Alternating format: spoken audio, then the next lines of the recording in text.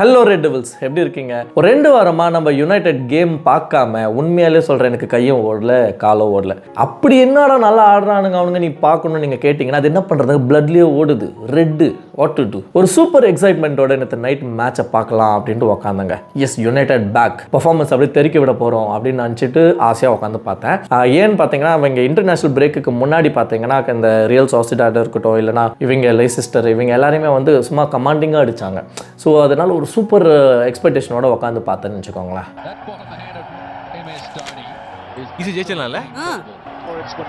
ஒரு 5th மினிட்லேயே நம்ம எலங்கா, யாருங்க அந்த எலங்கா, நம்ம பால் ஊட்டி வளர்த்தவங்க, அவன் வந்து அங்கே நாட்டிங்ஹாம் ஃபாரஸ்ட்க்கு செல் பண்ணி அவன் நம்ம மேலே ஒரு பிரமாதமான ரன் எடுத்து ஒரு கோல் அடிச்சான் பாருங்க. அங்கேயும் ஆஃப் ஆகிட்டேங்க நான். சரி, அதுக்கப்புறம் எங்கேயாவது அடிப்பானுங்கன்னு பார்த்தா எங்கேயுமே அடிக்கலை. நம்ம டீமோட பெர்ஃபார்மன்ஸ் ஓவராலாக பார்க்கும்போது ரொம்ப நல்லா தான் இருந்தது, நான் இல்லைன்னு சொல்ல மாட்டேன். இப்போதைக்கு டைம் பீங்க்கு நம்ம வந்து அதை செட்டில் டவுன் ஆகிக்கலாம்னு வச்சுக்கோங்களேன் அந்த பெர்ஃபார்மன்ஸ்க்கு.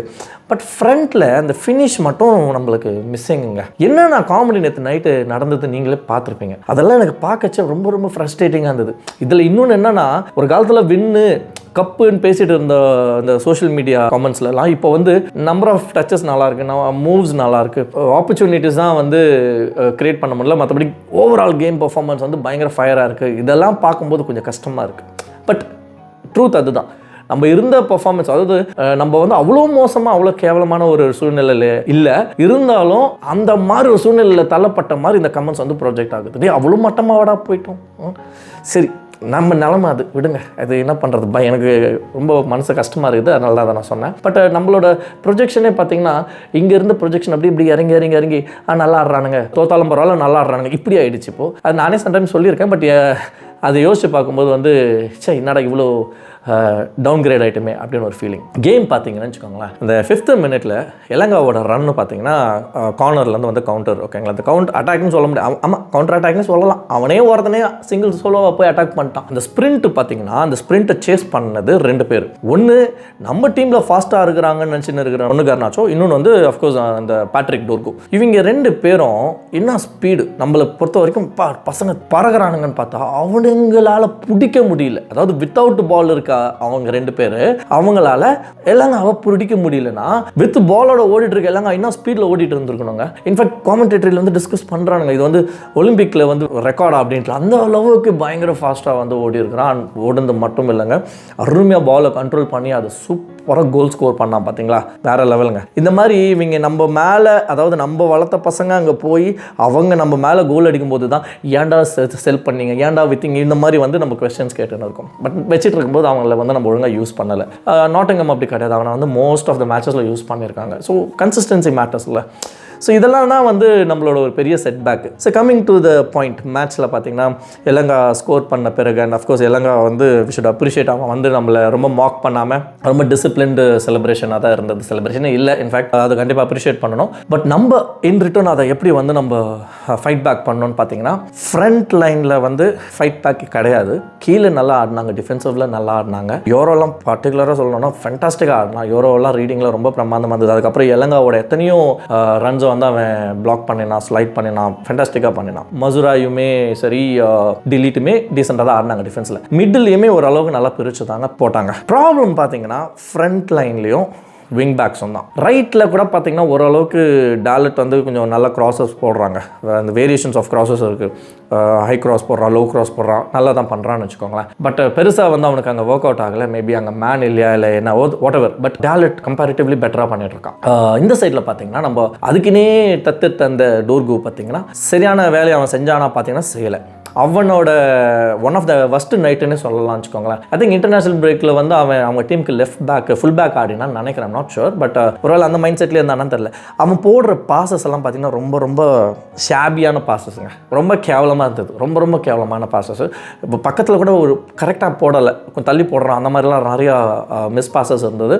ப்ளஸ் அவன் கூட்டத்தை ரிலீஸ் பண்ணின பெட்டர் பாசஸ், அதாவது குட் பாசஸ்ன்னு சொல்லக்கூடிய பாசஸும் பார்த்தீங்கன்னா ஒரு சாதாரண குழந்தைய கூப்பிட்டு தள்ளுப்பாங்க பையனுக்குன்னு சொன்னால் கூட தள்ளுவான், அந்த மாதிரி தானே தவிர பெருசாக சான்சஸ் கிரியேட் பண்ணல. சொல்லிக்கிற மாதிரி மேபி 1 or 2 இருக்கலாம், பட் ரொம்ப கிடையாது. நிறைய மிஸ் பண்ணினான் தான் நான் சொல்லுவேன். ஸோ இன்ஃபேக்ட் ஒரு பக்கம் விங்கில் வந்து நம்மளுக்கு டோர்கு ஒரு பெரிய செட்பேக்காக இருந்தாலும், அதே அட்டாக்கிங்கில் இருக்கிற இன்னொரு ப்ராப்ளம் நம்மளுக்கு என்னென்னு பார்த்தீங்கன்னா கார்னாச்சோ ஃபர்ஸ்ட் ஹாஃபில் கொஞ்சம் டீசெண்டாக தான் ஆடினா. பட் செகண்ட் ஹாஃபில் பார்த்தீங்கன்னா உங்களை ஏன்டா நான் நம்பி போடணும், அதுக்கு நானே அடிச்சுப்பேன்ற மாதிரி கொஞ்சம் செல்ஃபிஷாக மாறிட்டான். அதாவது அந்த வெறி இருக்குது, அது வந்து அவனை மட்டுமே வந்து ஃபுல் ஆக்கல, எல்லாரையுமே ஃபுல் ஆக்கிடுச்சுன்னு சொல்லலாம். அதாவது தேவையில்லாத ஷார்ட்ஸு அதை வந்து கொஞ்சம் பெட்டராக பிளான் பண்ணியிருக்கலாம், கன்ஸ்ட்ரக்ட் பண்ணியிருக்கலாம்.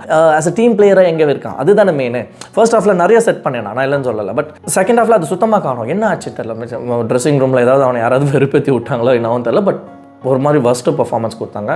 வந்த உடனே ஒரு இன்டர்நேஷ்னல் பிரேக்கு அப்புறமா ரெஸ்யூம் பண்ணும்போது ஃப்ரண்ட்டில் திருப்பி அதே ப்ராப்ளம்ஸ் இருக்குது. இவ்வளோ கோச்சிங் டைம் இருந்துமே ஒரு இம்ப்ரூவ்மெண்ட் இல்லாமல் வந்து இவங்க திருப்பி ஆடுறத பார்க்கும்போது என்னடா பிரேக்கு, என்னடா எதுக்குடா நீங்களாம் ரெஸ்ட் எடுக்கிறீங்க, எதுக்குடா நீங்கள் வந்து லீவ் விட்டு போனீங்க 2 வாரன்ற மாதிரி தான் இருக்குது. ஒரு இம்ப்ரூவ்மெண்ட் இருக்கா அப்படின்னு பார்த்தா கண்டிப்பாக இல்லை. இதில் நம்ம ஸ்டார்டிங் 11ல் பண்ண ஒரு மெயின் மிஸ்டேக் அது என்னன்னு பார்த்தீங்கன்னா, நம்பர் 9 பொசிஷனில் ஜர்க்ஸி ஆட விட்டது. ஸோ அது வந்து ஒய்லாண்டை தான் வச்சுருக்கணும். மேபி ஒய்லாண்டுக்கு அப்புறமா நம்ம வந்து ரீப்ளேஸ் பண்ணியிருக்கலாம். ஆர் அதர்வைஸ் ஜர்க்ஸியை வந்து கொஞ்சம் ட்ராப் பண்ண சொல்லி கூட ஆட வச்சுருக்கலாம். என்னென்னா அந்த நம்பர் 9 ரன் கொடுக்க நம்மளுக்கு இல்லை. ஒய்லாண்ட் வந்தோன்னே அது இருந்தது. ஒய்லாண்ட் அந்த நம்பர் 9 பொசிஷனுக்கு சூட்டபிள் பிளேயர் தாங்க. பட் அந்த ரன்னெல்லாம் நல்லா தான் கொடுப்பாப்புல. பால் வந்தால் தான் சம்டைம்ஸில் most of the times miss பண்ணிவிடுவான். ஆன் த ஹோல் பார்க்கும்போது நேற்று நடந்த ஒரு one of the major error இது தான். அண்ட் அந்த எரருக்கு காரணம் வந்து நம்ம தலைவன் ஆமரின் தான். பட் வாட் டு டூ, இதெல்லாம் வந்து நம்ம டெஸ்ட் பண்ணி தான் ஆகணும். எதனால் தலைவன் அந்த மூவ் எடுத்தான்றது தலைவனுக்கு மட்டும் தான் தெரியும். இதில் ஒரு சூப்பராக ஒரு சர்ப்ரைஸ் பேக்கேஜாக பார்த்தீங்கன்னா லாஸ்ட்டு ஒரு 10-15 மினிட்ஸில் வந்து ஒரு சம்பவம் நடந்ததுங்க. அதுதான் வந்து செம்ம கிரிப்பிங்காக இருந்தது. ஒரு படத்தோட கிளைமேக்ஸ் மாதிரி இருந்ததுங்க. தலைவன் இவனை இறக்கணும், நம்ம மெக்வயர் இறக்கணாப்புல. லார்டு மெக்வயர் வந்து ஒரு அந்த 10-15 மினிட்ஸுக்கு வந்து ஒரு ப்ரெஷர் கொடுத்தான் பாருங்க. ஐயோ வேறு லெவல். செகண்ட் ஸ்ட்ரைக்கராக ஜாயின் பண்ணிட்டான். செம்ம ப்ரெஷர், சரியான ப்ரெஷர். பார்க்கவே அவ்வளோ பியூட்டிஃபுல்லாக இருந்தது. இன்ஃபேக்ட் ஒரு ஹெட்டரும் கிடச்சது. அந்த ஹெட்டரை வந்து அவர் அப்படியே மிஸ் பண்ணிட்டார், கொஞ்சம் ராங் பிளேஸ்மெண்ட்டு. அண்ட் அப்படியே நம்ம பாகுபலி கட்டப்பா மாதிரி அப்படியே ஸ்லைட் பண்ணி போஸ்ட்டுக்குள்ளே போனப்பல பால் எங்கேயோ போயிடுச்சு. அண்ட் அதுக்கப்புறமா பார்த்தீங்கன்னா அகைன் ஒரு டேப்பின் பண்ணுவோம். அந்த டேப் இன்னுமே கோல் லைன் சேவாக போயிடுச்சு. அது லாஸ்ட் மினிட், அது எக்ஸ்ட்ரா டைமில். ஸோ இதெல்லாமே பார்க்கும்போது இந்த மாதிரி ஒரு பர்ஃபார்மன்ஸ் வந்து கொஞ்சம் முன்னே கிடச்சிருந்தா நல்லா இருந்திருக்கும் தான். பட் அஃப்கோர்ஸ் அவனுங்களும் மனுஷங்க தானே, மிஷின் கிடையாதுல்ல. ஸோ அதை கன்சிடர் பண்ணும்போது இவ்வளோ ப்ரெஷர் கொடுக்கலனாலும் கொஞ்சம் நல்லா ஃபினிஷ் பண்ணியிருக்கலாமோ, ஒரு அட்லீஸ்ட் கொஞ்சம் ஒரு போஸ்ட் போச்சு, அந்த மாதிரி இன்னும் கொஞ்சம் கீப்பருக்கு வேலை வச்சுருக்கலாமோ அப்படின்னு தோணுச்சு. ரொம்ப மினிமலான சேவ்ஸ் தான் வந்து அவங்களுக்கு. அண்ட் இன்ஃபேக்ட் நாட்டிங்ஹாம் தான் one of the most clean sheet வச்சு ஹோல்ட் பண்ணிகிட்ருக்க டீம். அந்த மாதிரி டீமோட கொஞ்சம் கஷ்டம் தான் ஆடுறது. அதுலேயும் கொஞ்சம் பெட்டராக இவங்க பெர்ஃபார்ம் பண்ணி ஸ்கோர் பண்ணியிருந்தாங்கன்னா கண்டிப்பாக நல்லா இருந்திருக்கும், நம்மளுக்கும் சந்தோஷமாக இருக்கும். ஒரு ட்ராக் அது எதிர்பார்த்துக்கலாம். ஏன்னா பெரிய டீம்னு சொல்லக்கூடிய லிவர்பூல் அவங்ககிட்ட ட்ரா பண்ணியிருக்காங்க. அண்ட் அந்த லிவர்பூலை போட்ட ஒரே டீமும் நாட்டிங்ஹாம் ஃபாரஸ்ட் தான் இந்த சீசனில். ஸோ அந்த மாதிரி ஒரு டீம் சிட்டியை போட்டிருக்கு. அந்த மாதிரி டீமை வந்து நம்ம ட்ரா பண்ணுறதுன்றது கொஞ்சம் பெருமைப்பட வேண்டிய விஷயம் தான். பட் அன்ஃபார்ச்சுனேட் இப்படியும் எடுத்துக்கலாம். ஒரு கோலோட தப்பிச்சோம் அப்படின்னு நினச்சிக்கலாம். கிட்டத்தட்ட இந்த 90s ஏதோ ஒரு லீக்லேயே ஒரு சீசன்லேயே ஹோமாகவே ரிவர்ஸ் ஃபிக்சர்லையும் ஜெயிச்ச அந்த பெருமை 90ஸ்க்கு அப்புறம் திருப்பி இப்போ 25 வந்து இந்த 24-25 சீசனில் வந்திருக்கு. அவ்வளோ வருஷம் கழிச்சு திருப்பி அதை வந்து அவங்க அந்த அந்த அச்சீவ்மெண்ட்டை பண்ணியிருக்கிறாங்க. அதாவது ஒரு 2 ஃபிக்சர்ஸ்லையுமே நம்மளை போட்டு தள்ளியிருக்கிறாங்க. நம்மளுக்கு கொஞ்சம் வருத்தமாக இருந்தாலும் வேறு என்ன பண்ணுறது, we have to move on. ஆம்ரம் சொன்ன மாதிரி அடுத்த மேட்சுக்கு ஃபோக்கஸ் பண்ண வேண்டியது. சரி, நம்மளுக்கு இந்த டாப் 4 போகிறது ரொம்ப கஷ்டம், அதில் வந்து டவுட்டே கிடையாது. அது இதுக்கப்புறம் மறந்துட வேண்டியது தான். பட் அட்லீஸ்ட் யூசிஎல் போகிறதுக்கு ஒரே ஒரு வழி, நம்மளுக்கு ஒரே ஒரு ரூட் என்ன இருக்குன்னா யூரோப்பா வின் பண்ணினா மட்டும்தான். ஸோ அதில் ஃபோக்கஸ் பண்ணி ஏதாவது பெட்டராக பண்ணுவாங்கன்னு நினைக்கிறேன். ஏன்னா நம்ம ரெலிகேட் ஆகிறதுக்கு இங்கே வாய்ப்பு கிடையாது, அதை பற்றி வரை பண்ண வேண்டியதில்லை நம்ம. பட் இந்த யூசிஎல் போலன்றது போது கொஞ்சம் ஒரு அவமானமான ஒரு விஷயம். அடுத்த சீசன் ஃபுல்லாக அந்த எவ்வளோ நாட்கள் இருக்குன்னு உங்களுக்கு தெரியும். அந்த எல்லா நாட்களும் அந்த அவமானத்தை நம்ம ஃபேஸ் பண்ணணும். எனக்கு கலாய்ப்பாங்க, எல்லோரும் கலாய்ப்பாங்க, ஃப்ரெண்ட்ஸ் கலாய்ப்பாங்க, வர போகிறவங்கள கலாய்ப்பாடி யூரோப்பியன் டோர்னமெண்ட்டில் இருக்கே அப்படின்ட்டு.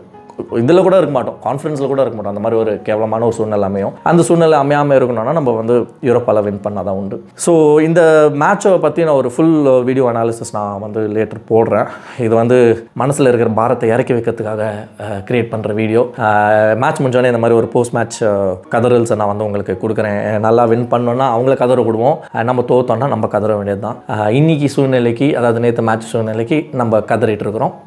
நெக்ஸ்ட் மேட்ச் எப்படி இருக்க போதுன்னு தெரியல, அது சிட்டி வேறு பார்க்கலாம். ஃபுல் மேட்ச் வீடியோ அனாலிசிஸில் உங்களை நான் சந்திக்கும் முறை நான் ஸ்டான்லி, சைனிங் ஆஃப்.